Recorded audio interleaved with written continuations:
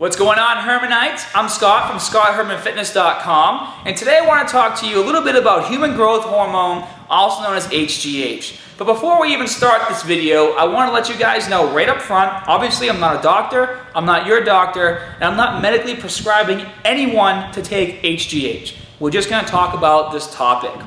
Now, usually when people ask me questions, and it doesn't matter what supplement it is, HGH or anything else, and they say, Scott, should I take this? I usually say, well, if you're asking me if you should take something, you probably have your own answer. Because you should never put anything in your body that you don't first research on your own. I usually ask a second question, and that question is, how many hours of sleep are you getting? And what are your macro counts for the day? And if you can't answer that question either, then you definitely shouldn't be taking any supplements because you don't have a place to start from. If you don't know what your macros are for the day, how do you know what to supplement into your meal plan? So make sure you're getting 7 to 9 hours of sleep and make sure your macros are set so you can reach your goal, whether it's muscle gain or fat loss. Now, what is HGH? HGH is a naturally occurring substance in your body, and it's secreted from the pituitary gland in your brain. And what it's responsible for is the overall growth and development of the bones, muscles, and other tissues in your body. There's basically 3 people born. There's people born who have an average level, like myself, maybe some of you, some who have a deficiency, and then some who excrete an abnormal amount. So obviously, if you're an average person, you're growing, you haven't really seen any deficiencies in your muscle growth or bone growth or anything like that, more than likely you're producing enough HGH, which the average person is.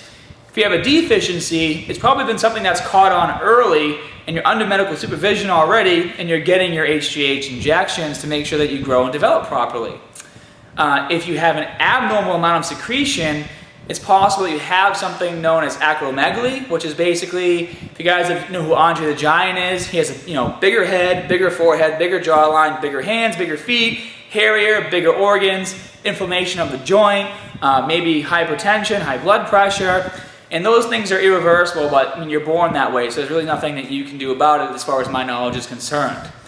So, why do people take HGH? Why do they inject themselves with it? Obviously, HGH is responsible for overall growth and development. It does help the body burn fat, but if you already have an average amount, there's really nothing you can take naturally to substantially boost the amount of natural levels in your body.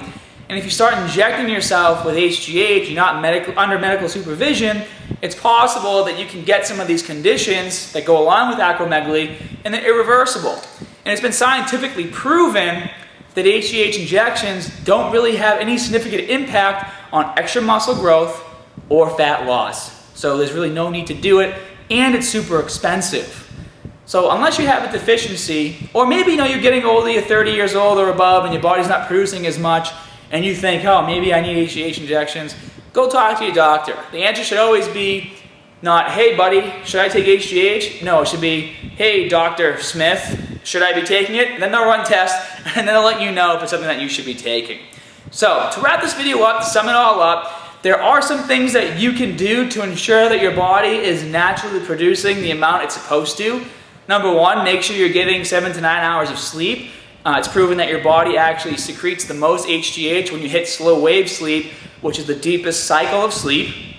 Make sure you're eating properly, and also make sure you're exercising.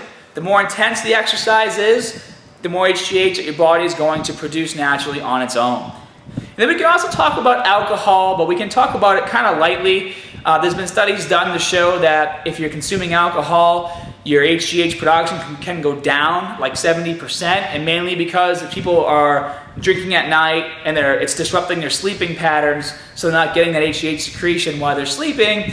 So if you're going to drink alcohol and you're going to party, just don't get wasted every night. But at the end of the day, your body's super smart. It's going to naturally be able to adapt to make sure it can survive and grow. So I hope you guys enjoyed this video on HGH. If you have any questions or comments, please leave them in the comment section below. For more great information, feel free to join me on my website, ScottHermanFitness.com. And as always, more good stuff coming soon. See you guys.